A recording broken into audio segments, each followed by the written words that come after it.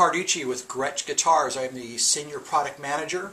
I've been in the guitar business for 40 years, from amp assembly through wood shop, through buff and polish, through sub-assembly, final assembly of every aspect of producing and manufacturing electric guitars.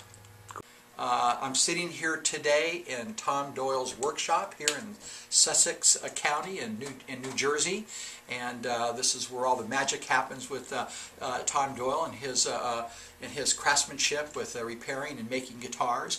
And of course the legacy of this instrument that I'm holding here, which was a 6120 that Chet Atkins owned and modified through the years.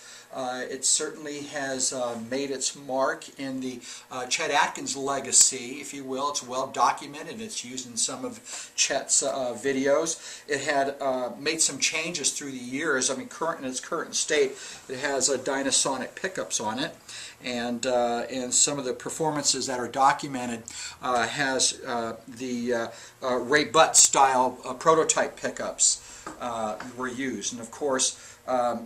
As an experimental guitar, it has some additional pickup slugs that were put into the fretboard. Obviously, they were trying to go after something different and very experimental here, which of course it was then abandoned, and the pickups that are mounted in the fretboard no longer work. But again, the legacy of Chet Atkins and what he did to the guitar community is quite remarkable globally. And this is indeed a very special instrument that we are looking closely at to replicate and to reintroduce out into the world, to help share the beauty of what this instrument's all about, and to share with the Gretsch and Chet Atkins enthusiasts out in the world to be able to own one of these instruments. For the past 5 years, I've been the Senior Product Manager for Gretsch Guitars, and helped setting the course of the brand itself and how it's perceived globally out in the world, and continuing and protecting the legacy of Gretsch Guitars. Gosh, my connection to Gretsch Guitars as a teenager, I owned various models over the years and played in rock bands and owned duo jets and 6120s, and I love them, appreciate them for the sound and stylization of the instruments, and appreciate them, and I know what they are and I know what they're not. The relationship with Gretsch Guitars and Chet Atkins, of course, goes way back in from the mid-50s. It was no secret that the relationship with Gretsch Guitars and Chet Atkins was a direct response of Gibson in the mid-50s bringing on a talent such as Les Paul.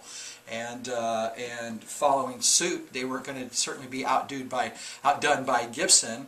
At that point in time, in the mid-50s, the epicenter for country music was Nashville, and Jimmy Webster at that time went to Nashville and was looking for someone to bring on to represent Gretsch, similar to what Les Paul was doing with Gibson, and everybody kept bringing up the name Chet Atkins, that's your guy. And Fred Gretsch tells a wonderful story that he had learned through his relationship, through his family, that when that offer was made to Chet Atkins about starting a relationship and a possible signature model with Gretsch Guitars, Chet called his buddy Les Paul and asked Les Paul what he thought of that idea. And the way that Fred Gretsch tells a story, that he advised Chet that Gretsch was a legitimate company and thought that it would be a great idea and great for his career, and it was indeed a great relationship for both parties. It helped globally get Chet's name out into the world, and it also helped elevate the Gretsch brand to a whole different level than compared to where it was at that time. What this guitar represents to both the Gretsch legacy and Chet Atkins' legacy, of course, it was the relationship between Gretsch and Chet Atkins was indeed a very special relationship. Anything that that Chet Atkins has done in the past, and is well documented, is something that's special that should be shared with the world. And this was an instrument that was indeed owned by Chet Atkins, and it's here in front of us to be able to inspect and to measure and to